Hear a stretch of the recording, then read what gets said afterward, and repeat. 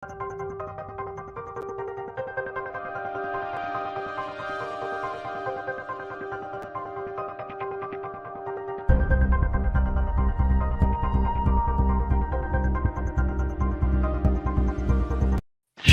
of the night, what music they make. They're all gonna laugh at you! They're coming to get you, Barbara. What's up? I'm not gonna hurt you. I'm just gonna bash your brain.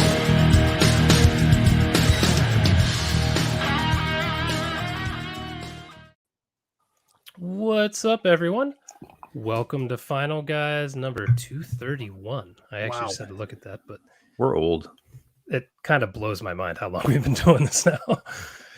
Tonight we are talking about The Night House, which is Rebecca Hall in it and David Bruckner directed, so it's going to be a good conversation. But first, we're going to do the usual spiel. Go over a bunch of movies, talk about some probably not good news. And yeah, our Hunter Shayless tonight. He had a herpes flare-up, so he's trying to deal with that. But I am always joined by Tim Meyer. Hi. And Jack Campisi. Good day, sir. And I'm Jason Brandt. Anybody have anything they want to announce before we get into this? That was a really weird transition. I just That was. Now I'm ready to go. Let's get into this. Yeah. Let's do that. No announcements? No? Halloween. Everybody have a good Halloween. I had a pretty good Halloween. Not gonna lie. I went to Spirit today, and they're sold out of like pretty much everything, which is disappointing because I like to usually hit their 50% off sale. Yeah, that's what I like to do. Couldn't really get anything. Someday I need to get there the day after Halloween and get an actual Freddy sweater when it's like. I know. 75% off. I think they go early though because they had like for all like the movie character costumes and masks, they were completely blown out of it. I think I got my Freddy sweater early. The one at Spirit at least 2 years ago is outstanding too. Yeah, it's good. Yeah, I think they do like a 25% off sale, like maybe the week before Halloween, and I think that's when they blow out of a lot of like their stuff. So yeah, I actually got this cool cult mask thing my wife and I were going to do, like cult members, and I put it on, and in less than 45 minutes the snap broke off and my $70 went down the drain. So fun. So I had to do a werewolf costume that I did years ago. Oh, I saw that. You look like Peach Fuzz. Peach Fuzz. It's a decent costume, but it's like, I already did that shit. But so, Halloween was fine this year. Being on Sunday chaps my ass. Last year, I think it was on Saturday, and my whole block had just like a drunken blowout. It was a great time. This time, everyone's just kind of like hanging a little bit. Yeah. Not that many trick-or-treaters. It was fun. I went to the movies and then I was in downtown at a bar getting pizza, and people who I guess lived in the area were bringing their kids into all the bars to trick or treat, like little kids. Really? Would come in the bars, would give them candy and stuff. I did not know that was a thing. Yeah. Sounds interesting though. I would 100% do that if I had kids in the city. Yeah. Trick or It's a beer. bar crawl. Yeah, exactly. I'll just throw out my YouTube channel is doing really well right now. So bad. My YouTube channel is my name, Jason Brandt, but the show I do on there is so bad it's good. So if you want to see me drink, it's just like this show, and watch terrible Steven Seagal when he's a fat ass movies, check it out. It's going pretty well right now. Good stuff. So appreciate some feedback. Let me do the drinking words before we jump into the news here. All right. From the inimitable Sharon Bradford. Jack, your words are nothing, suicide, and husband. I guess I don't need to read Hunter's since he has the flare-up. Murray's pomade. Yours are trippy, boat, and note. Mine are hunger, ghost, and mirror. And the bonus words are grief, house, and hall. Actually, I guess I should mention that. I said that my book was coming out last week, but the sixth book in The Hunger is now out. Finally. It took almost 2 years in between book releases, which is Damn. frustrating. But it's out. It's in the wild. People seem to be liking it. So if you haven't read that series right now, actually the first 2 books are free anywhere you get ebooks. So give them a read.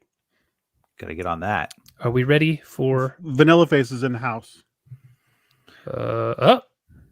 what the shit is up, Vanilla Phases? Very nice. We ready for some news? Oh yeah. It's the news. Yay. Tonight's award-winning news brought to you by Brill Cream. Okay. Some of this news is personal because I'm going to talk about a movie that is being made that is another Stephen King adaptation. The Boogeyman. Has anybody read The Boogeyman? I have. Yeah. Great short Wow. story. Screenwriter Scott Beck and Brian Woods, who did A Quiet Place, are writing it, and now Rob Savage, who did Host. Host, thank you, is going to direct the movie for Hulu. Okay. Now, you can tell me your thoughts on the book in a second, but I sounds like they're going to tweak it a little bit, and I think it was supposed to be about like a 20-something-year-old father who loses like 3 young kids. I think they're going to change it to be about a family that loses their mother, because I think the losing like really young kids was a little too much. But they're saying that this could end up being a 2-hour film. That's all I have to go on. It's So been a- basically, it's not an adaptation at all. Yeah, I was gonna say, like, it's been a while since I've read it, but that I remember it's only like a 9-page short story, right? And I remember like the ending though is awesome. It's got a killer twist ending. So. I listened to an audiobook read by, God, I can't think of his name. In Scrooged, he's the TV exec who comes in and starts pushing Bill Murray out. He was in Smallville. He was, oh, God. Oh, I can't think of his name. I haven't seen Lionel Scrooge yet, Luther? Lionel Luther in Smallville? so- Oh, the guy with the beard? Yeah, and he always has long hair. He's He's probably in in his Shazam 70s. too. What the hell is his name? Anyway, no, it's the short story is just a guy talking to his therapist about Yeah. how he lost 3 of his children to the boogeyman.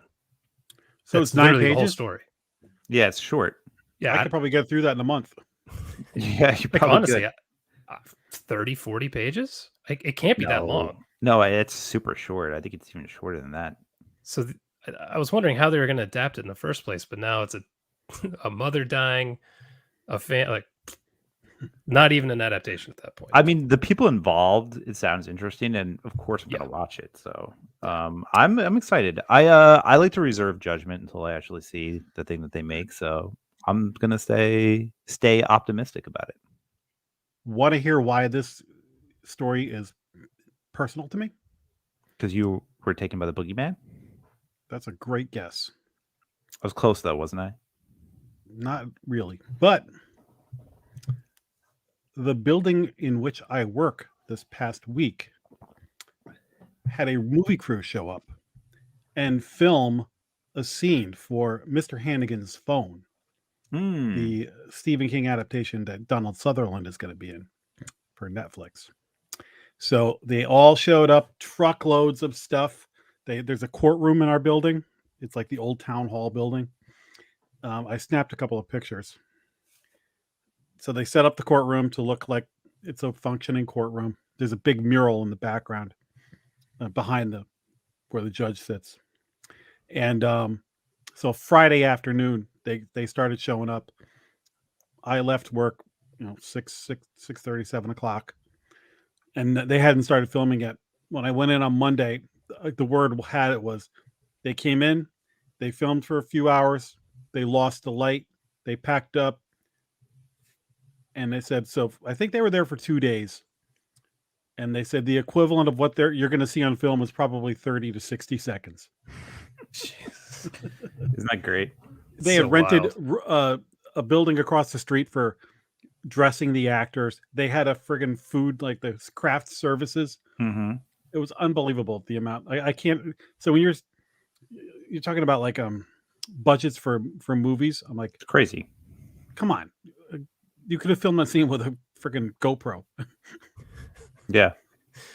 Yeah. I was on one movie set once and I was like, no wonder this shit is so expensive. Like, what are most of these people doing? They're just standing around. Like, it's They're all amazing. union. Yeah, it's wild. Eric Smith says John Glover is the actor's name. Thank you. Oh. That was bothering the shit out of me. So my buddy Colin in the chat up there, they're filming up. So I'm in Stamford, Connecticut. He's up in Norwalk. They're also filming up in Norwalk. So I'm gonna be What's the name psyched of to see this this. Mr. Hannigan's Phone. It's about a kid makes friends with a rich old guy who gets his first iPhone, and then I guess he gets buried with his phone, and the kid starts getting voicemails or something from him. Yeah, that was one of his novellas a couple years ago. Yeah, Yeah. from If It Bleeds, I think was the name of the book. Mhm. That's right. You are correct. That should be So I can't wait. It's gonna be on Netflix. I don't know when, but I mean, if there's a physical copy, I'm gonna have to buy it because of that 1 30-second scene. You watch them blow a shitload of money. Yeah. Okay. The last piece of news. Have either one of you ever seen Martin, the George Romero Oh, yeah. vampire movie? Oh yeah. I actually have never seen that. It's a good flick. It's odd. Definitely, like if I was to tell you 10 vampire movies to watch, Martin would probably be in there. It's like a Wow. different. It's a totally different take on vampires. There's no supernatural anything. So when Martin, he like gives women sedatives and uses like a razor blade to cut them. Well, I found a story where I guess George A. Romero has always said like one of the greatest tragedies of his career was there was a 3.5 hour cut of Martin that was never released, that was lost. What? And some guys at what the hell is it called? Living Dead Museum, Kevin Crease, found the 16mm version of Martin, the director's cut, 3.5 hour length. Come So on. it's gonna come out. To which I say, good luck with that. I have no interest in 3.5 hours of Martin. I mean, I've never seen the original, so I can't say anything, but 3.5 hours of anything is rough unless it is an outstanding. Unless Mike Flanagan is doing it. Right. There's the really long version of Midsummer that is out there. Yeah, I haven't watched it yet, but I want to. I do want to, and I don't want to. But I love that movie though. It's not 3.5 hours. Yeah, I haven't watched the extended version yet. I need to. Martin is one of those movies that I don't need to revisit all that often, and it was just long enough for me. So, but if you're people who love that movie. So if you're one of those people, go for it, enjoy it. I need to check it out. Yeah. And that's all I got. So that's all the news that's fit to print. Very nice. Let's jump into some recommendations.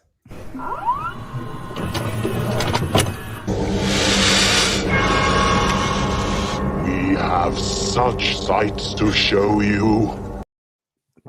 Gave me a perfect amount of time to figure out what the hell I was doing. That was just a thing Professionals. of beauty. Very nice. All right, we're just going to go in order here. So let's go with Tim since Jack just talked so Oh, much. I'll go first. All right. So I am declaring November the month of the slasher. I'm going back to the slasher well, and I'm gonna watch some lesser known slasher flicks with no budget, so I can rip my hair out. So the first, Yeah, dude, you're going to get in some deep cuts. Not going to be fun. but that's the best thing about Tubi is that like they have so many like obscure and lesser known slasher flicks. So I got to do it. I'm curious. I like finding random slashers, but Yeah. When you do a typically show about like 20 this, minutes in. you do a show like this and you just have to keep finding movies to watch. Finding Yeah. a theme is the best thing you can do. Yeah, because I mean, let's face it, I've watched a lot of slashers this past year when I had the what was it, the Arrow channel. Mhm. Come to find out that most of those are on Tubi anyway. But yeah, like I watched so many of them, and like I can't even review this because it was like just so bad. And I like to keep things pretty positive. You guys know that. I like to talk about things I like because talking about things I don't like is just not fun for me or for you. So I love talking about stuff I don't like. Yeah, we noticed. I'm a sports radio guy. So anyway, I picked a Canadian slasher flick by the name of Curtains. Have you seen it? Never even heard of this. I have heard of it, and I can't remember whether I've seen it or not because that was one of those 80s video store ones. Yeah, this one is I mean, it's from 1983. Wow. And it feels like it. Yeah, dude, that mask is awesome. So, Got a kick-ass poster. Look at that. yeah, it does. It does. The quality on Tubi is not good. It looks like it was shot in like 1971 on like someone's home like camera that they had. Dean back then. Warmer's in this. But the movie's actually not terrible. It has like a ridiculous premise. So it's basically about an actress who's preparing for this role of this mentally unstable character, and she tries to really immerse herself in the character and commits herself to a mental institution with the help of the director. And the Is it director, him, John yeah. Brennan? Okay. and he fools her by making sure she stays in there and not telling the people in the mental institution that she's there for any other reason than that she's crazy. So she's like locked in this mental institution while he goes and takes like 6 younger actresses to like this mansion, and they basically have a like a contest, like a who can win the role of this thing. Chick breaks out of the mental institution and goes to the house, and it puts herself in the competition, and obviously people start getting chopped off one by one. It had a very like and then there were none type feel to it, because it's just them locked in this mansion and they're getting axed off. Premise is ridiculous. Some of the clips you showed are really awesome. Like the mask was really awesome. It's Stephen McCaddy, I think. I think that's the joke, which is hilarious. McCaddy. Oh, that's funny. And yeah, I mean, overall, it wasn't terrible. I kind of enjoyed parts of it, and as far as like low budget cheesy slashers, not bad at all. I don't know if that's saying much though. I mean, I can't remember from seeing the screenshots. It's not ringing a bell, but I've been aware of that movie my whole life, and like I said, I may have seen it and just blotted it out. It kind of falls in that there was like Pieces and a few other of those movies. I like Pieces a lot too. I think that's a pretty good. Pieces one. is hilarious. Yeah, it is funny. I may end up doing that on Sub Edits at some point. But yeah, I mean, this was look, if Canadian slashers from the early 80s are your thing, you might have a good time. All right. I mean, that mask looked pretty freaking cool. So it was. That was like the coolest part of the movie. Oh, and Dean Warmer's in it. Yeah, I mean the acting is good. I thought like the twist in the beginning where the director like screws the actress over and like she's like locked up in this mental institution against her will, even though she was like faking it to get in there. I thought was like just hilariously awful but awesome like premise. That's something. Yeah. All right, Jack, what do you got? I went to the theater and I saw Last Night in Soho, the Edgar Wright movie. Oh yes, Anya Taylor-Joy. Me want to watch. It's good. I don't think it is 100% a horror movie. It's more like a psychological thriller with horror sprinkled in there and some supernatural stuff. But it's Edgar Wright. I mean, it's visually stunning. Some of the tricks they pull off in this thing are amazing. The cast is stellar. You've got Anya Taylor-Joy, Thomasin McKenzie, who I think was the girl from Jojo Rabbit, Matt Smith, who I think was a Doctor Who, Terrence Stamp is in this, and Diana Rigg. This might have been her last movie. Killer cast. I love Edgar Wright movies for the most part. So yep. The music in this movie is absolutely killer. You're going to hear some 60s versions of like 80s songs or other that you're like, wait, I know that song. I didn't realize that there's other versions of that. So if you ever saw Baby Driver, this guy really knows what he's doing with music in a movie. He does. He's at a level most people aren't at, like Tarantino. Yeah. I mean, it's a small list. So this girl is a like introvert, lives with her grandmother out in the country, gets to go to fashion school in Soho in modern times. She's very enamored with the 60s and sort of like has an idyllic view of the whole thing. And she ends up renting a flat in Soho, and then she starts to have these visions and dreams. And she, as you can see from the commercial, she's going back in time and she's almost sort of living. Sometimes she's sort of in the shoes, and sometimes she's like front row seats for Anya Taylor-Joy's life as an up and coming singer. And so at first it's like, you think, I mean, if you didn't know anything about this going in, you might be like, oh, this is going to be one of those stories where she finds her confidence and whatever. But then it gets dark halfway through the movie. And I don't want to really give away more. I will say on the horror end of this, as crusty veterans, the horror stuff is pretty good, but it's normie friendly. So that part's fine, but I was never bored. I like the twist, but if you're going for like a straight horror movie, this is not like a straight horror movie. This is more of it's a bigger thing. I really enjoyed it. I think some people it's going to be like their favorite movie of the year, and other people, I think it's going to be a little bit polarizing, but I was entertained to the fullest. I really liked it. Okay. I was thinking you were going to say you didn't like it as much because it wasn't as much horror as you were hoping. First of all, Anna Taylor-Joy, everything she's in, she's so great in. And she have you heard her version of Downtown? It's on like YouTube and stuff like that. She's so great. Her performance alone.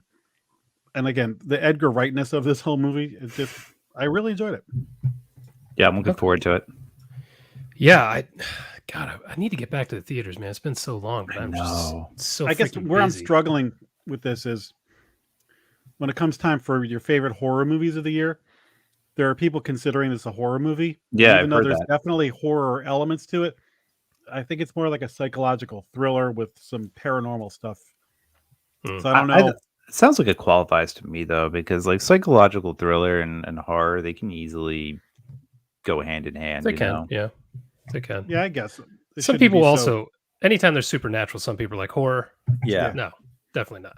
There's definitely horror stuff that happens at the end. So yeah, I guess great horror fans should love it then. All right.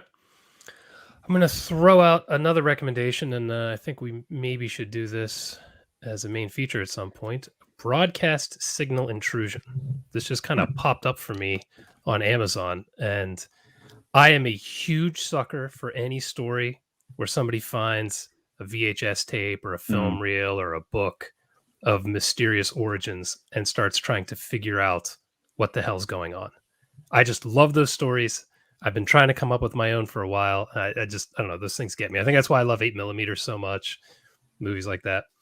So this takes place in the late 90s. So Tim, you're absolutely going to love it. I just got a boner. Yeah, it's a video archivist just finds this in the middle of this tape he's ripping or copying.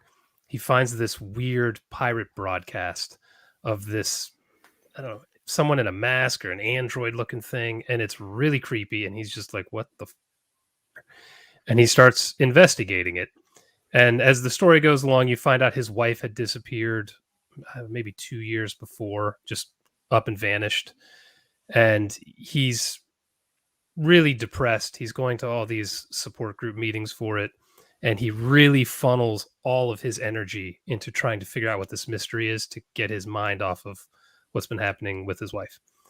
And I won't say a whole lot more other than his investigations lead him down one hell of a rabbit hole. And things get quite interesting as they go. This is one that I think is going to be polarizing just amongst us. I'm not 100% what everyone's going to think of it, because when it ended, I was like, what? What? It's one of those where, you're trying to figure out exactly what happened. Things are, like I said, I don't want to give too much away, but I had to think about it for quite a while. And it's one of those that the more I've thought about, the more I like it. I kind of like what they did with it. So I'm going to actually watch this again to see if I pick up on more things that maybe make me like it, or if I'm still just like, So I'm curious. I'm really curious what you guys think of it. It's a solid movie. It looks like a 90s movie, Tim. So you're going to like that kind of aesthetic too. I'm already the there. The main lead, something Shum Jr. I'm such an idiot. He does a great job.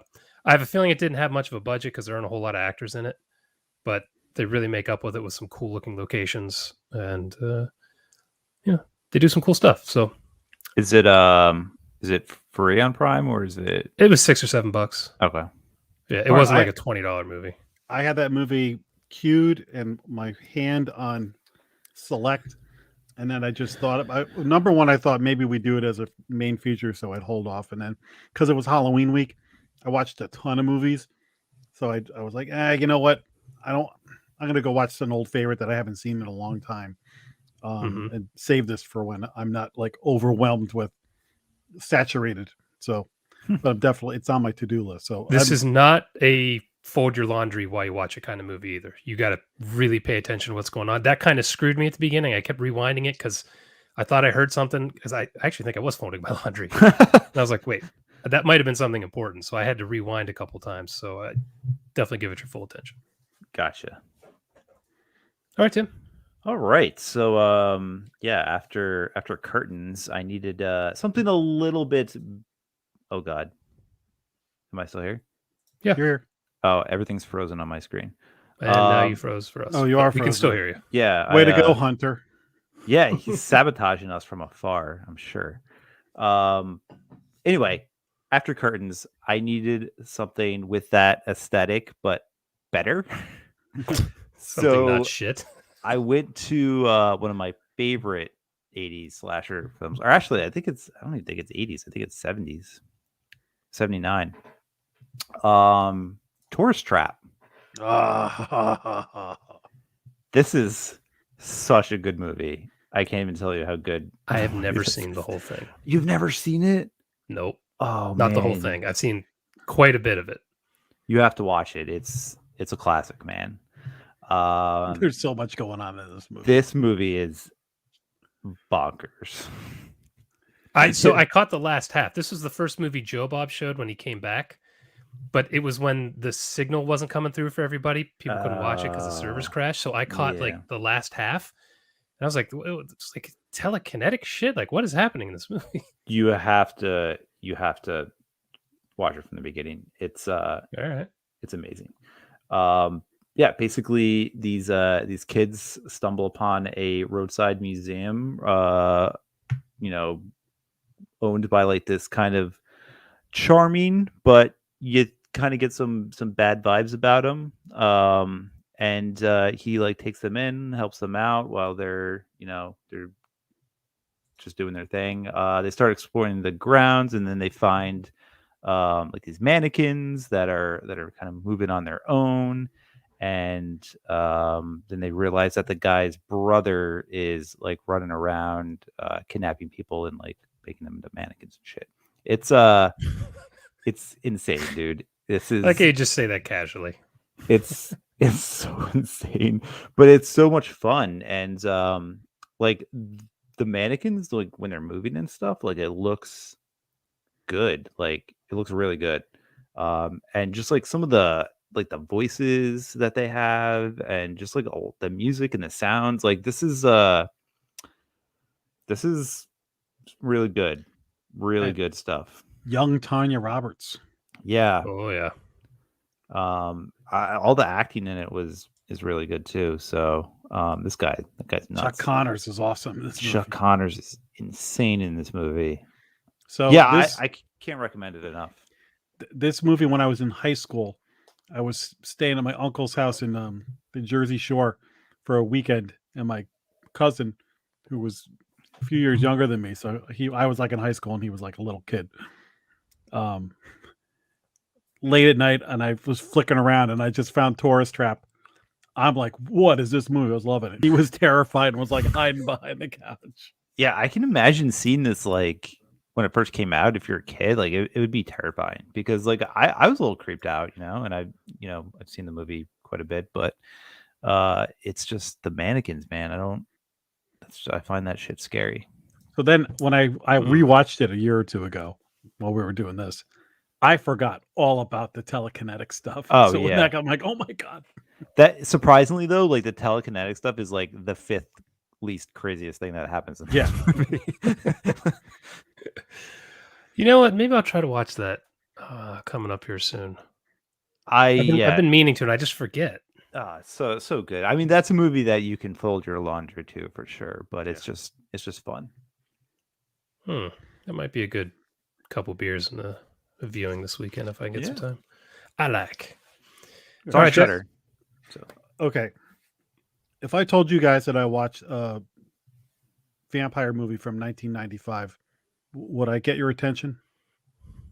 Sure. Maybe. If I told you it was black and white, interested or Yeah. I would already be Not thinking sure. this is some weird art house shit. which What I if I love, told so I'm you- in. what if I told you Lily Taylor was the star? I am Starting not. to get more interested. I'm not thinking who that is. Lily Taylor is the one from The Conjuring or Yeah, Mystic Lily Pizza. Taylor. The classic movie The Haunting. Oh, Haunting. I know who you mean that. You knew it from The Haunting, the Owen Wilson classic. Yeah, Yeah. that's Wow. 350 here or 250 here we come. The Haunting. So more interested now? Sure. What if I told you that young Edie Falco and Michael Imperioli from The Sopranos are also in this movie? You sold me. All right, just tell me what the fucking movie is. Jesus. But wait, there's more.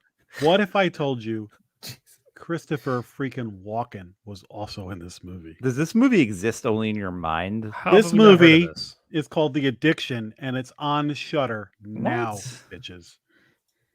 How have I What? never heard of this? So No. I had heard of this from some list of vampire movies from the kind of web surfing I do. And I'd looked it up and bookmarked it, and it was in my queue. And every so often when I pass it, I would look and it'd be like unavailable for streaming. And then all of a sudden one day, boop, it's on Shudder. I'm like, yes. Abel Ferrara directed it. That guy's insane.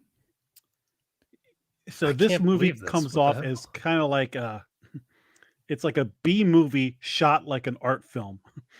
It's all filmed in New York in modern times of 1995. And Lily Taylor is like a philosophy grad student, and she gets bit by a vampire and starts to become one. And the whole thing is sort of analogous to drug addiction. So she starts, doing more desperate things to feed her habit. Walken is only in it for a little time, but he's frigging amazing for the 5 minutes he's in it. Dude, I He have to watch talks this. kind of like the way he talks when he's the angel in the prophecy. Oh god, But this is an he's- aggressive dye job they gave him here. Yeah, look at that. He is phenomenal. Edie Falco. I almost wish I didn't know she was in it because as soon as I heard her voice, I just watched The Sopranos over again. So the second I heard her voice, I was like, Carmela. Carmela. It's a fun movie, but you just have to watch it for the cast. I mean, just whether you like this movie or not, you have to see it. Yeah, I gotta But- watch this like tomorrow. I don't understand how I've never even heard of it. Yeah, that's I know. very strange. And there it is on Shudder. If you look up under the vampire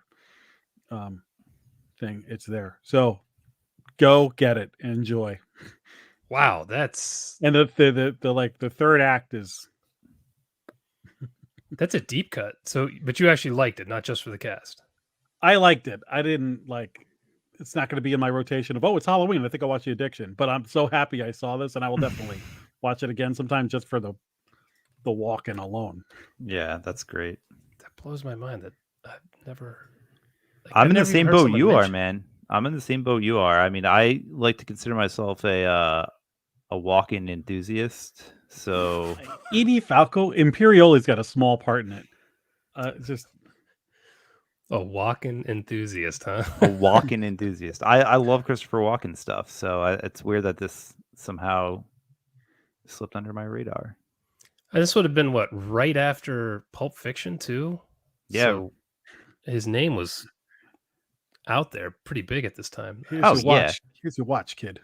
Well, that's the same guy who did King of New York too. So All right, now I gotta watch Yeah, this it's a shit. good flick. I enjoyed it. All right, so I went back and I wanted to watch something that I had not seen in a long time that I hold in very high regard, and a lot of people in the horror community, even though I hate using that word, hold in high regard, but a lot of people do not like, and that is the original Scream, oh, the Wes Ah, I Craven wish Hunter was here. 1996 classic. So I had not seen this in a long time. I wanted to watch it again, and I gotta tell you, I think the writing in this is so goddamn good. The way they're laying out the rules of a slasher while they're also happening to different characters on screen at different points just kills it. And I was reminded of the mystery of who the hell the killer is, how hard it is to figure out when you're watching the movie. I'm going to spoil this if you haven't seen Scream, but why are you listening to this show? But when you find out who the two killers are, it's the most obvious people the whole time, but they Yeah. laid so many red herrings and did such a good job concealing it that I remember the first time I watched this, I was like, oh my God, there are two, The cast is unbelievable in this movie. Nev Campbell, Courtney Cox, David Arquette, Skeet Ulrich. I don't know that he ever. Introducing Rose McGowan. Ow. By the way, she's a 10 in this movie. Like she is like, I can't even think of a good word. She's hot. She's she's attractive in this. It's just, this is a really, really good movie. And to me, this is Wes Craven hitting his stride again. He had done some weird stuff. Like, what was his last Freddy movie he did? New Nightmare. New Nightmare. New Nightmare, which had some interesting ideas, but That paved the way for this. Yeah, for sure. sure. Yeah. For sure. I think this movie's phenomenal. It resurrected horror. Horror was in a terrible slump at the time. Now, it resurrected horror, maybe not in a way we all wanted, like the movies that came after this. That's what Hunter and I talk about, the Scream effect. It's not so much this movie, it's what it did to the landscape. Yeah. It brought slashers back, but then they were all glitzy, glossy, slashers, some of which are still good. Like, I want to go back and do I Know What You Did Last Summer again. I haven't seen that since it came out in the theaters. I'm curious if it's any good. But this thing holds up so well. It's brutal at times. Some of these kills are nuts. And apparently he had to cut a lot of stuff to get out of an NC-17 rating. Yeah, I forgot how brutal it was, especially like the Drew Barrymore scene in the beginning. Like I forgot like intense. how I was like, damn, that's that. So that one's a good point where you can see where they had to cut stuff, because he stabs her once, and then when she's crawling away, she has more than one stab. So they had to cut it down to get it to an R rating. So I remember enjoying Scream. I think I saw Scream 2, and then I never saw any of the other ones. Oh, I like them all for their own reasons, for different reasons. But I like all four of them. They go off the rails after one pretty hard. I'm gonna have to watch them again. I don't know. I like 2. I remember thinking 2 was fine, and then really not liking 3, and thinking 4 was fine. But the problem is 1 is really, really good. Yeah. So trying to meet that, it's gonna be tough. The 4K just came out, I think, like last month sometime, and I think I'm gonna pick it up. Yeah, the 4K. But like a bunch of stuff's coming about that. Like I read like 3 news articles this week, and they were like, Wes Craven almost got fired. I just read that when I was looking the movie up. The first day of shooting or something, or after they shot that first scene with Drew Barrymore, and apparently they had to film that scene to get funding for the rest of the movie or something as well. Like just like weird stuff like that. How this got made. It's interesting to hear that, because one, this movie made $1 bajillion. Yeah. In a genre that was completely dead. There was nothing coming out in theaters for horror at the time. Nothing. Have you guys seen the Movies That Made Us on Netflix? I've seen it. I haven't like really watched it. So this month they put out Halloween, Friday the 13th, and Nightmare on Elm Street. and RoboCop. I haven't seen the RoboCop one yet. I just watched The Nightmare on Elm Street. So the crap that Wes Craven has gone through and jerry rigged to get through movies, he was even involved with Friday the 13th a little bit, and vice versa. The guy from that, well worth watching. I'd love to see one on Scream too. Yeah, that would I'll have be- to watch that on him. His career was so interesting because he would do like a phenomenal movie, and the next one you're like, how is this the same guy? Yeah. This is like a crack dream, like Yeah. Shocker.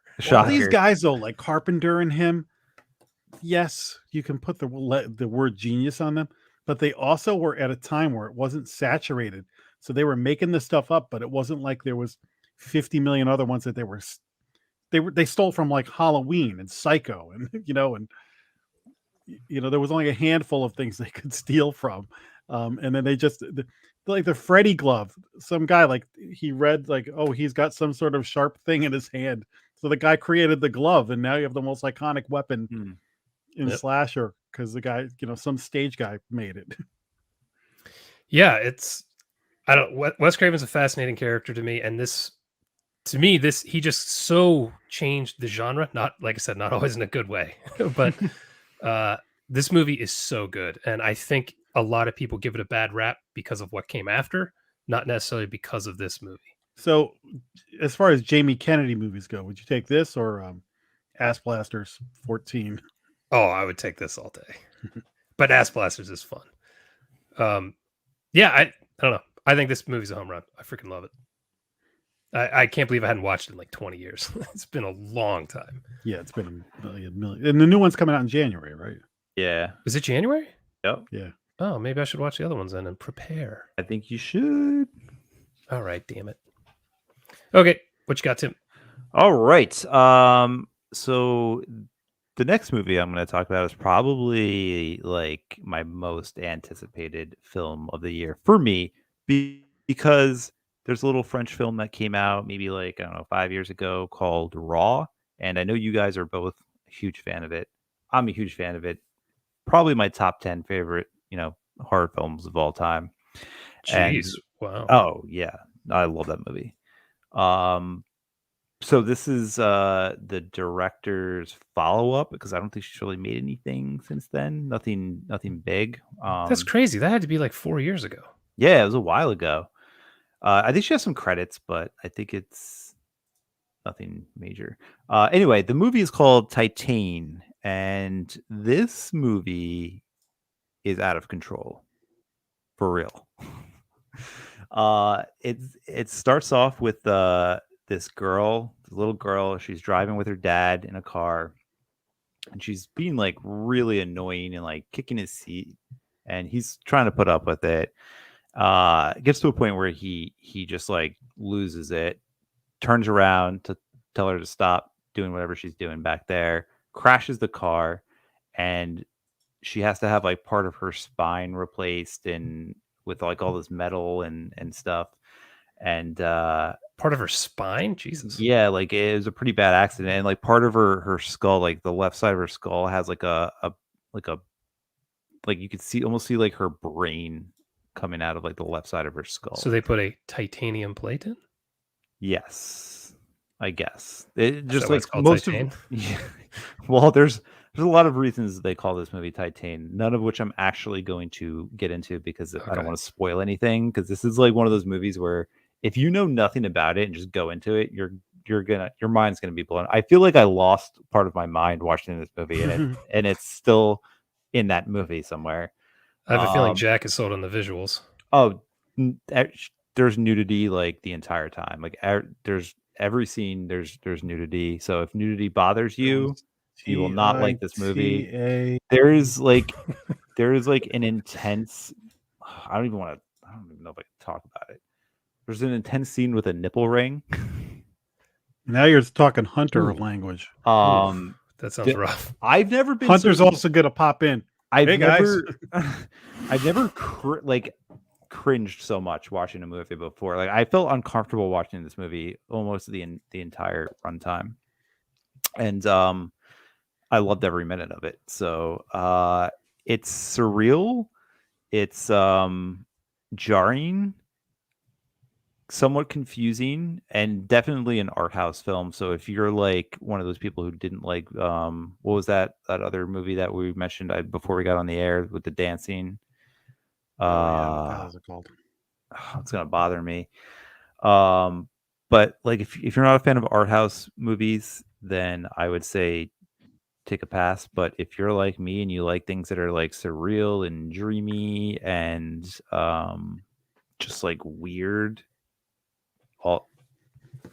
you're gonna like this. Oh boy. I don't know. I really love this. It's definitely gonna be right now. It's looking like it's gonna be in a top 3 for me. But Damn. yeah. I mean top 3 of 2021. So Yeah, I almost pulled the trigger on this, and I don't remember why I didn't. But now I'm the super music. curious. I The almost don't music want to like this on principle. is the music blew me away. Like just like you guys were talking about Edgar Wright's like usage of music. The music in this is perfect. There's only like 5 or 6 like actual songs in it, but they're used perfectly. Like that scene where she's dancing on the cars and stuff in the beginning. And then just like the score itself is also just hauntingly beautiful. I don't know, this movie it did it for me, man. I can't wait to watch it again. Wow. All right. I'm pumped to see it. Sheridan was asking, it wasn't Suspiria you were talking about, right? It was that more art house dance movie. No, it's called like it's like a one word. Yeah, I'm gonna find it. It's I really like that movie too. I'll It's find that it. one where they're all dancers and they trip. Yeah, they get drugged, like the one chick. It's like no one word. Like fury's not the word, but it's something like that. Oh man, I'm trying to. What's that actress that was in it? The actress who's in Mummy. the Kingsman, yeah, and the Mummy. Oh, the dancer. Oh God. Starts with a C, maybe. It starts with a C. Yeah. Oh, Yeah, if Climax. you look up the Mummy, she Climax. played Climax. Climax. Okay. Yeah, Yeah. that movie is bonkers too, and I love it. But yeah, I wholly recommend it. I would be really interested. I mean, I would vote for doing this for a main feature, just because I think it'd be interesting to get your guys' perspective on this. And there is a lot to talk about because a lot of what happens in that movie is symbolic and metaphorical, and it would just be interesting to get your take on and how you perceive what you see visually on the screen. It's really good. I mean, we're hitting the holidays here. The horror releases are going to be non-existent, so we should definitely stockpile some movies to do as main features. It's a $5.99 rental, and I would probably rent it again. All right. You're selling me. I like it. And I don't know. I wasn't interested in seeing that Climax movie, but hearing Sophia Botella's in it, I like her a lot. Didn't you watch that movie? Not me, no. Are you sure? Yeah, somebody else on the show did. I It watched wasn't me. I It did. was Jack. Okay. I thought I saw that you watched it too. I don't know. Whatever. I I'm promise wrong. you, I did I'm not. wrong. Not lying. You don't I know just- what you watch. You don't remember. No, Jack, it's your turn. I'm sorry. All right, I'm not going to be as glowing as you on my last one. I watched yet another one of those Blumhouse movies that came out for Prime. This one's called The Manor, and it's got Barbara Hershey and Bruce Davison in it. So Good cast. I think it's a notch above the other ones that I watched. It's not a great movie, but it's kind of passable. It felt like I was watching this movie should have been made in the 70s, because I think if it had been made in the 70s, it's low budget and it's kind of cheesy. It's about a woman who has a stroke. She's an older woman, has a mild stroke, so she's put into a nursing home, like a historic old building. And then she's convinced that something supernatural is killing people in the home. And she makes some friends, and there's some shady people and some of the staff and things like that.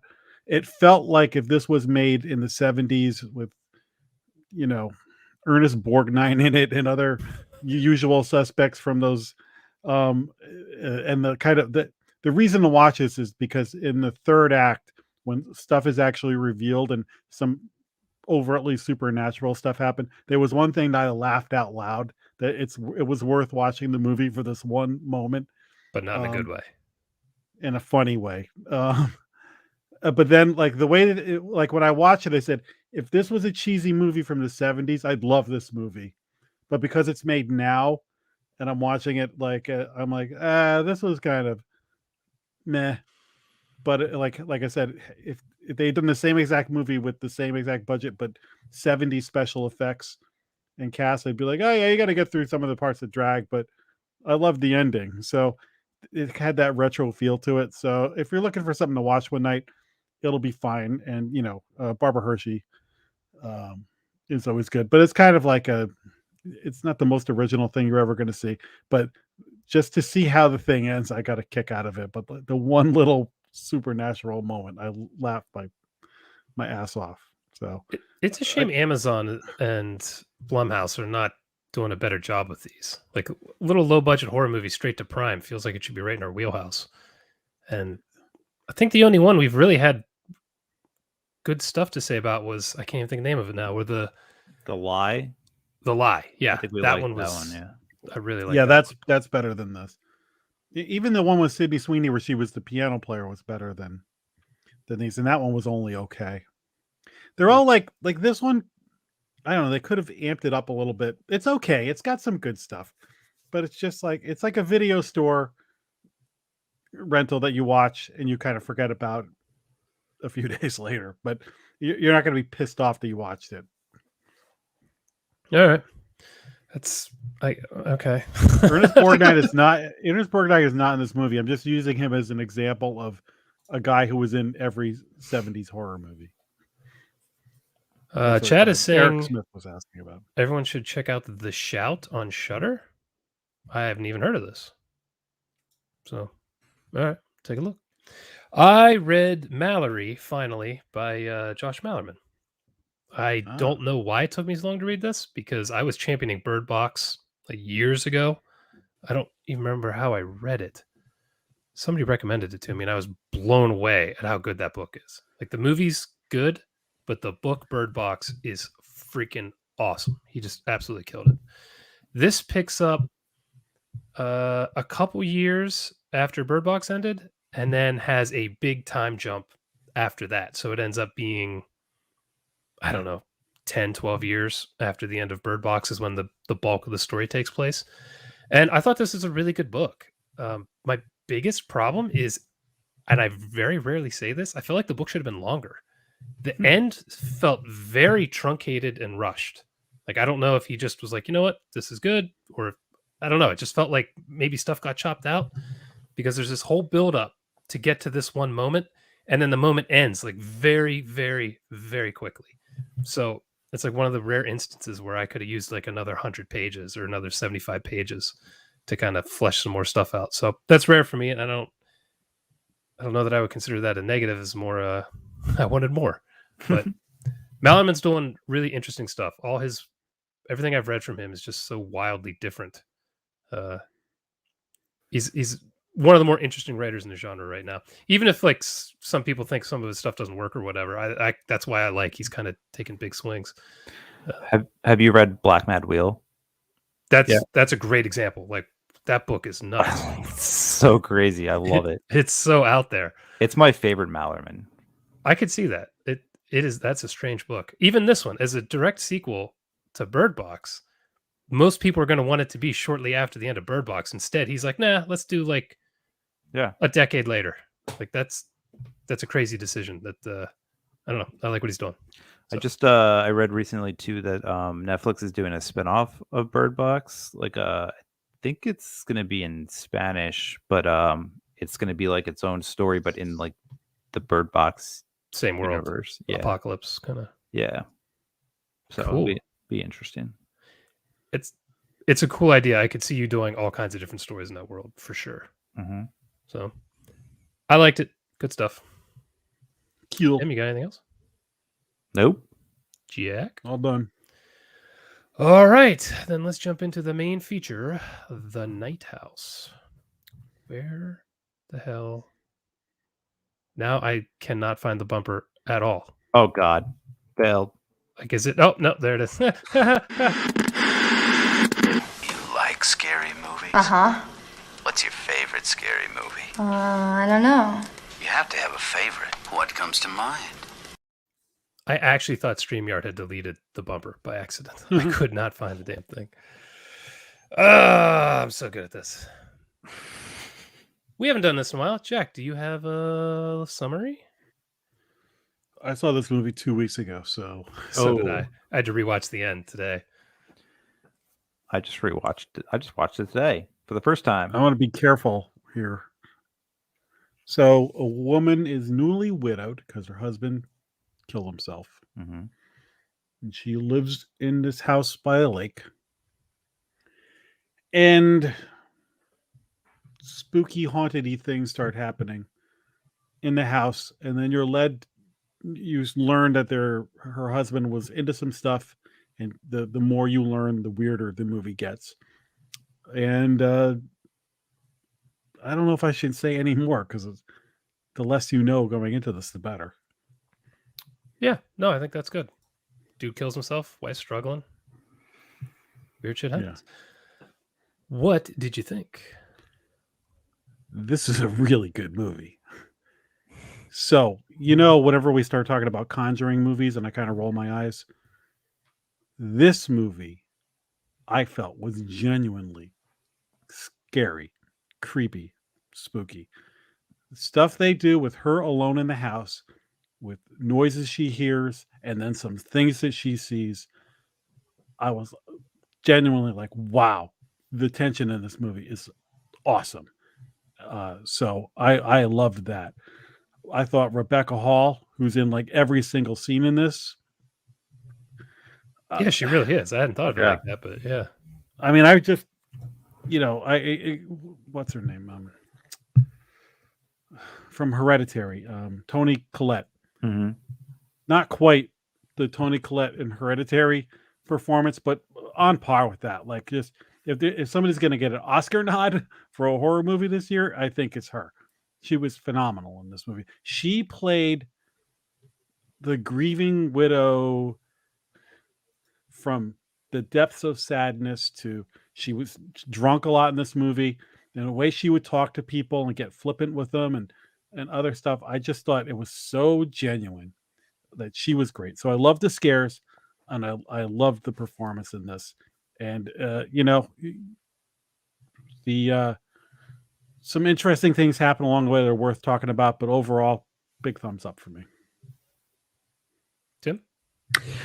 Yeah, I really enjoyed this movie. Like Jack said, it's pretty intense. I thought the writing was really good. Rebecca Hall's awesome in this movie, as she always is. I think she's probably one of the more underrated actresses out there.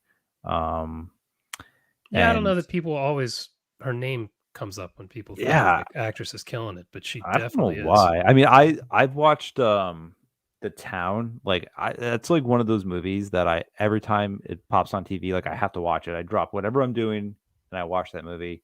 And she's awesome in that.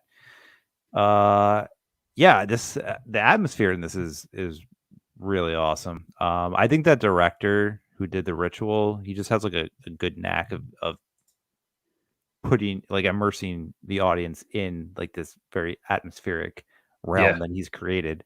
I love some of the visuals that they did with shadows, and we'll get into that more in spoilers, but just with the house and just things you see, and everything is purposefully done for certain reasons, and I like that too. I think it was very intelligently made, and I liked it a lot. This to me is kind of like what I was saying. I like ideas or stories where somebody finds a book or a VHS tape and then has to figure out what's going on. This, while she doesn't find that, it's a similar kind of mystery. Is like it starts off, she's like, I don't understand why he killed himself, how he had a gun I didn't know he had, what the hell? And it's just her unraveling this. And I think if you can weave a mystery into a horror film like this, it just keeps at least my stupid brain super engaged because I'm trying to figure out what the hell's going on. And I thought they just did a masterful job of it in this. I thoroughly enjoyed this movie. I watched this a couple weeks ago and just thought it was killer. Is this David Bruckner did The Ritual? This didn't he do a segment of VHS? Yeah. I don't remember which Did one. he do the but one with the girl, the siren? I don't know. I'll have to look that up. But the guy's killing it, and he's doing the next Hellraiser, so I am all in on that because I really like what he's doing right now.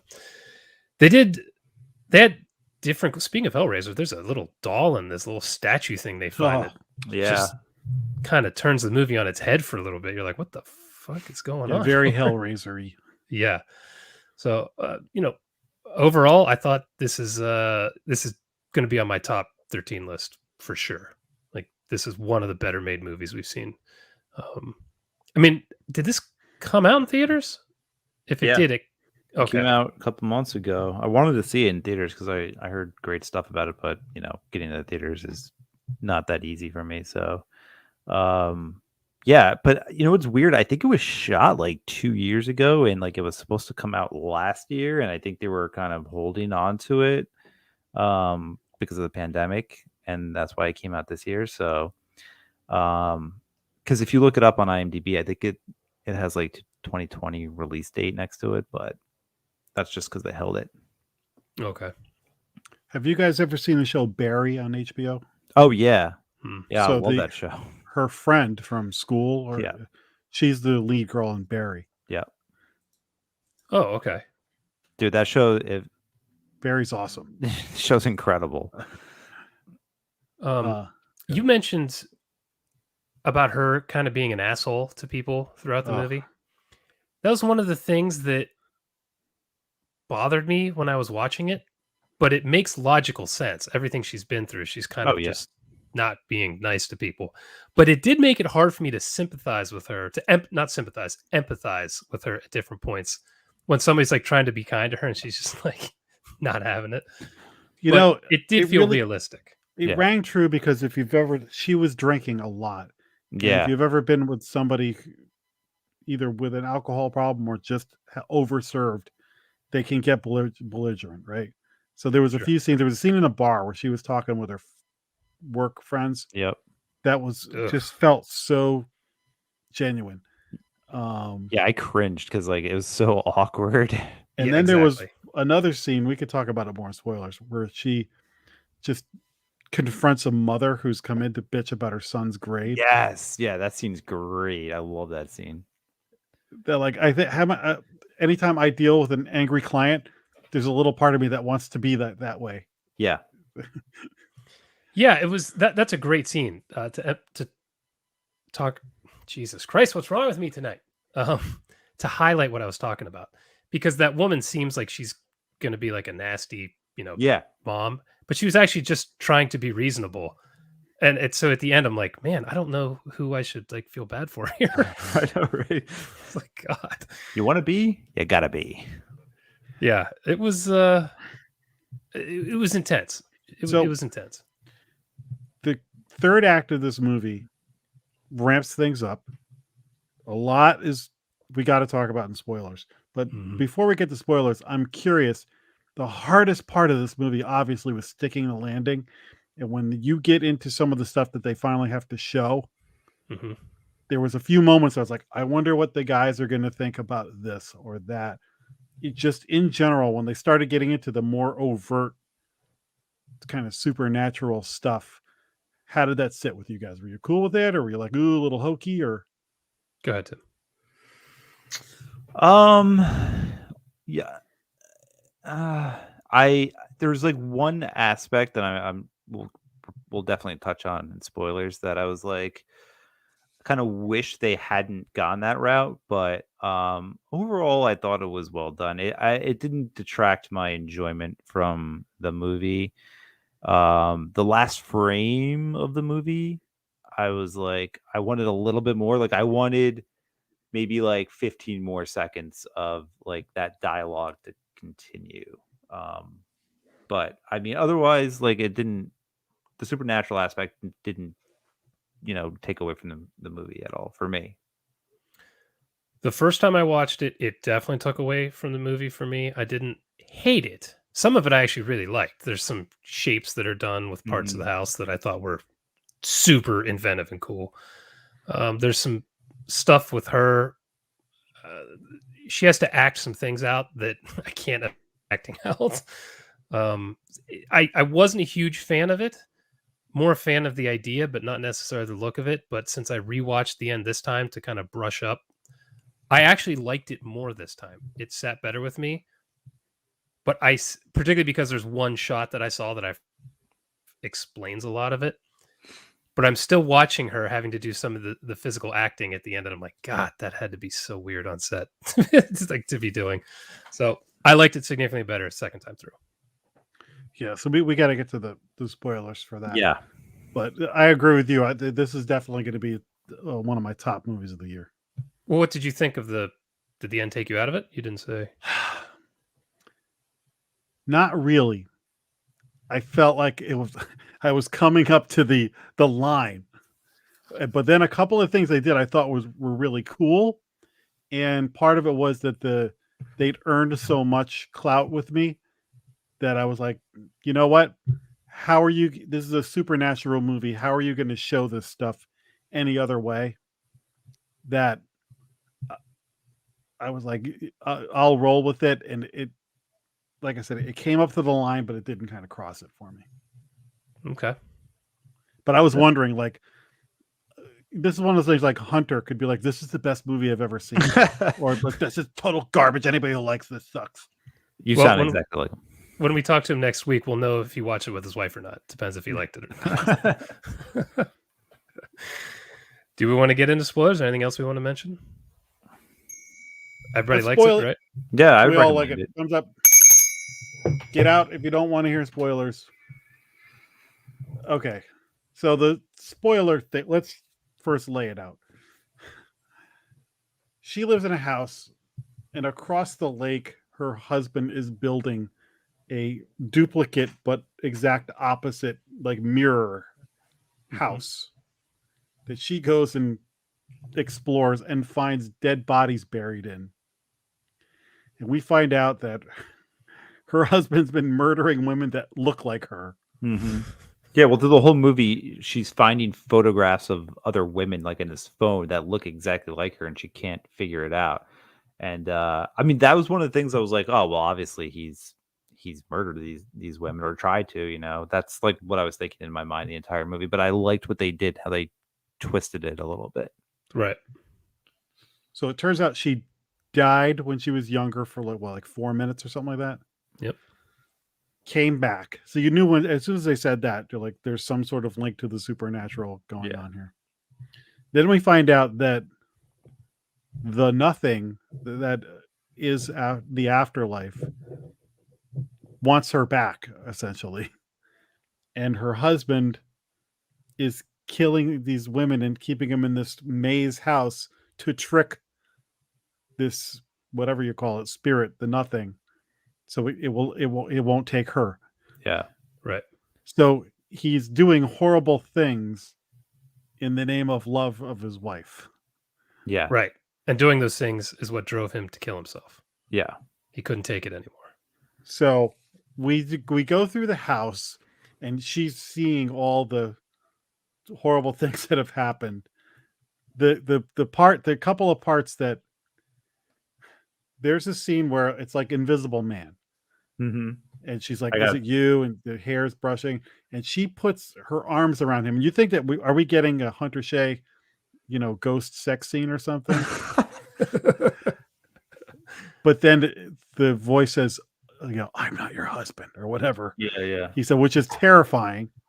But what rescued me with that, because it looked a little, anybody who does any invisible, the dance in Fright Night, when they're in the disco and you just see her spinning, they do it so quickly. They get in and out with that shot because, it's a little awkward.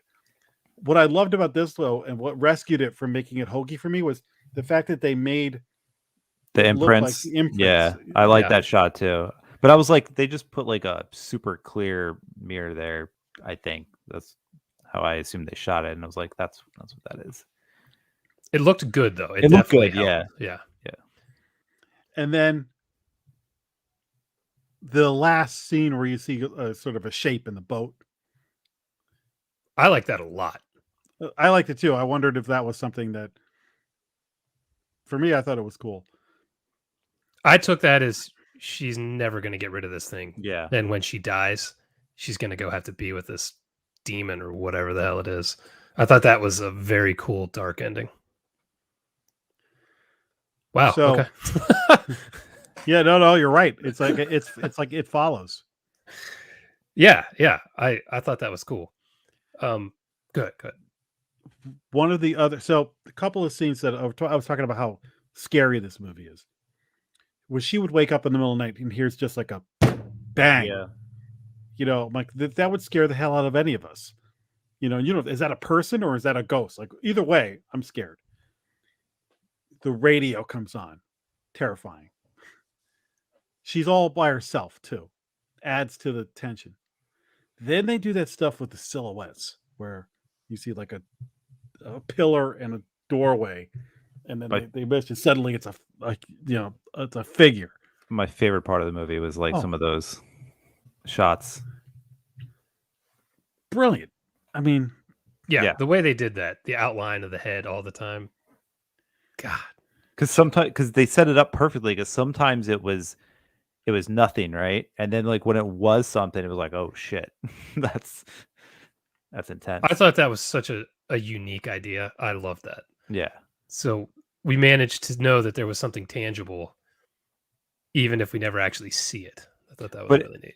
And it was also just like built into the movie because, you know, the guy built the house, right? He built the architecture, like everything from the ground up. So like to use the architecture in the shots to show this thing that's I hadn't even thought about that. Yeah, it's true. It's just like such a cool like theme that ran through it. Chad said something that in the chat that I actually wanted to touch on.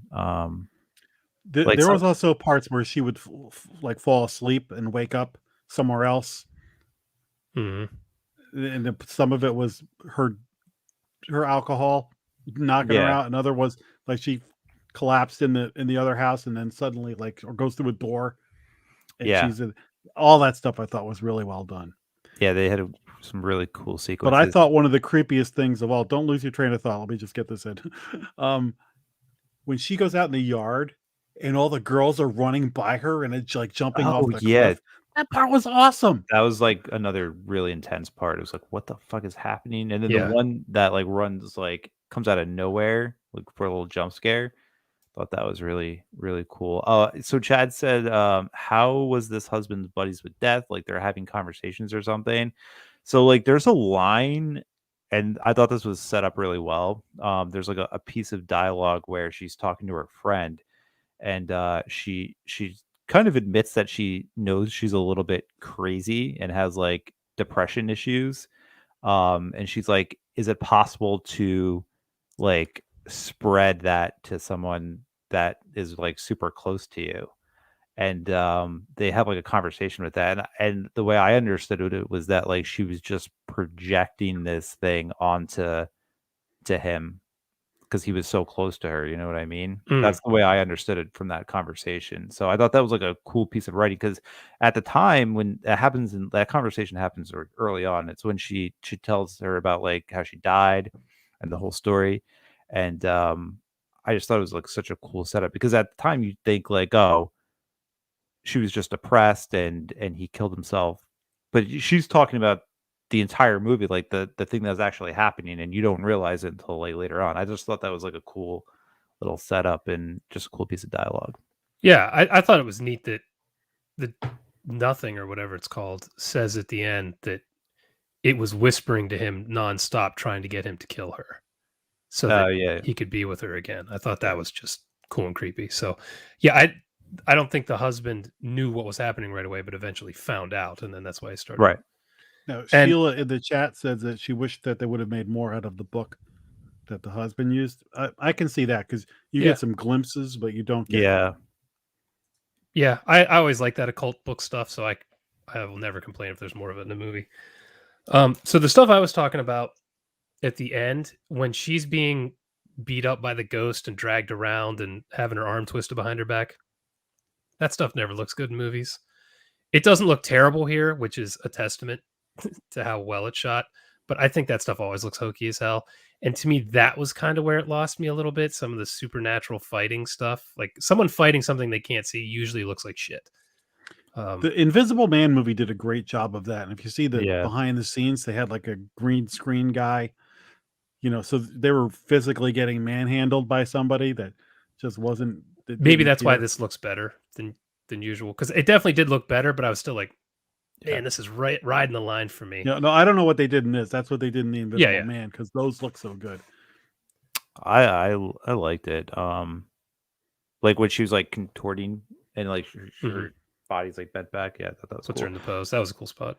But I also thought that was like almost like a parallel, because when she's going to the house, another cool scene is like she can see like what her husband was doing the entire time to these girls and like tying them, like she was tying them up in that position too. So I thought that was just like a parallel. Yeah. So I had a question for you guys. I saw it in my second. I probably noticed it the first time and just forgot. But when she first is hugging the demon, and it whispers that it's not her husband, and then it slams her head off the mirror, and then we see her like flipped in the mirror, and that's when all the supernatural stuff happens. And then she comes to out on the boat, and she's holding a gun because it was trying to get her to shoot herself. Does anything actually happen from the moment her head is slammed off the mirror till she's out in the boat, or is it all in her head and it's just showing her these things and making her get the gun and go out to the boat? I thought it was just like a visual representation of like this struggle between her and the demon. Like, so not necessarily that all of the fight was happening, but it was more in her head. Yeah, like I feel like if somebody else was there to witness what was happening, they would just see her acting like an insane person. So you're walking around the house getting the gun, going out to the deck. Exactly, because they mentioned like sleepwalking was like a big part of it too. And sleep paralysis. So I assumed it was all happening like while she was like dreaming, and that was kind of a way for this thing to slip in. What did you notice that, Jack? I hadn't even thought about it Oh, okay. to that extent. I was like, oh yeah, I guess. How did she get into the boat? She had so many time jumps or whatever, where she would pass out and then be somewhere, that I just took it as you never know where she was going to end up when she woke up. So seeing it again this time made me think, oh, you know what? I bet all this contorting and all this stuff that's going on that, wasn't my favorite in the movie isn't actually happening. And it's like you said, Tim, it's more like they're showing you the struggle. Yeah. But really, she's just walking through the house, getting the gun and going out to the boat. Right. And it's showing her everything that happened. That's kind of like what really kind of solidified that is when she's actually in the boat and she's like going between the red lighting, and she's holding a gun, and then like she blinks, and then it's like she's literally in the boat and it's daytime. Right. And her friends are coming to rescue. So yeah, I think it was just like a visual representation of that interaction / struggle. Yeah. Which made me like it significantly more. Yeah. Because then some of the, the quirkiness of what's going on in that house is explained because it's in her mind. Yeah, right. So that's true. I like that. That actually helped me with the ending quite a bit. Yeah. I like the red herring of the neighbor too. Yeah. Oh yeah. That guy's an awesome actor. Like, why isn't he in more stuff? He's in Die Hard 2. He was one of the Die Hard 2 is what I always think of when I see him. He's so good in that. He's the best. That was good. I was surprised. I thought this was going to be good, but halfway through the movie, just Rebecca Hall's acting, and I was just going, damn, so what that scene at the bar was just like, oh, you want to see the suicide note? Yeah. Oh God, it's so. With like the fake smiling, like she's like smiling, but it's like she's hiding so much beneath that smile. Like just the way she did it is just perfect. I was thinking of like, man, if you're one of her friends sitting there, do you just do like an Irish exit? You're like, I'm going to the bathroom, and you just leave. Like, what do you do? Well, the one friend was trying to shut it down, but like the other guy was like, yeah, let's see it. What an asshole. Yeah, that note. I'm glad you brought that up. it's a note that makes no goddamn sense the whole movie. And then when you see it at the end, when you're seeing him in the boat with her, and you're like, oh, it makes perfect sense now why he would write that. Yeah, it's good stuff. I thought that was a really cool idea too. The mirror in the house. I love occult stuff. Anytime they can do something where people are doing demonic rituals and whatever, I'm down. So once that stuff started, I was just like, yeah, I dig this movie. I also like the interaction with the chick who worked at the bookstore. One of his Awkward. remarks, super awkward. But like, I also like the red herring where he was cheating on all of these women, he's sleeping with them, and then like I was kind of putting together like he was a serial killer. Like that's where my mind was going, and I almost like checked out mentally at that point because like we've seen that story before, but then they bring it back with the supernatural, and like he's not actually killing them because of his needs, he's killing it for her needs. And I thought that was cool because like the whole time like she's accusing that girl of sleeping with her husband, and he's like, no, he never slept with me. Like that's what I wanted. But really in reality he was like trying to murder her, and he was like struggling with that, which is why he didn't go through with it for that one. I don't know, I just thought there was so much happening like off screen that they incorporated in screen. They did it very well without like explaining everything to you and like force feeding it to you through like dialogue and stuff. So I thought that was cool. Yeah, for sure. There's no just exposition dump in the middle. Yeah, that explains about. You're just getting little bits, little bits. Do you agree with me on the creepiness though of that? Oh yeah, haunted house stuff. Like it's so seldom that a haunted house, like the Conjuring movies, have the jump scare. So whenever something's happening, you just know like, oh, they're gonna make me look left, and then scare me on the right. Yeah, you were just like terrified. What is coming for her? The Conjuring movies don't do it for me, by and large. It's not like I hate them, but it's it's a different kind of It's more mainstream. This is more this is like still mainstream, but it's dark and gritty and nasty, and I dig it. It's much more than The Conjuring. So yeah, I agree. Anything else anyone wants to... I think we dissected this pretty good. Yeah. So thumbs up from everyone. Yeah. We have not decided what we want to do next. Well, we have a lot we want to do next week. We don't know what we're going to be able to pick. Just stay tuned on the Twitters. What'd you say? I said Titan.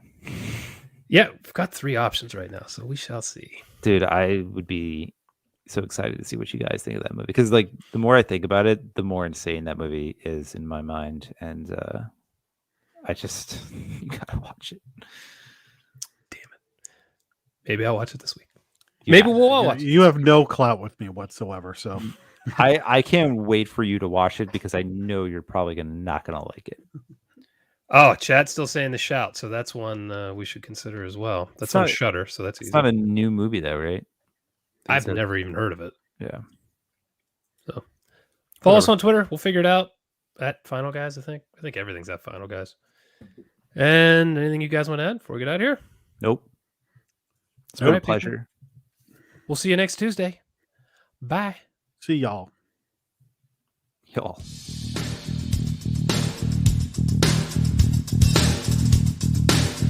Game over.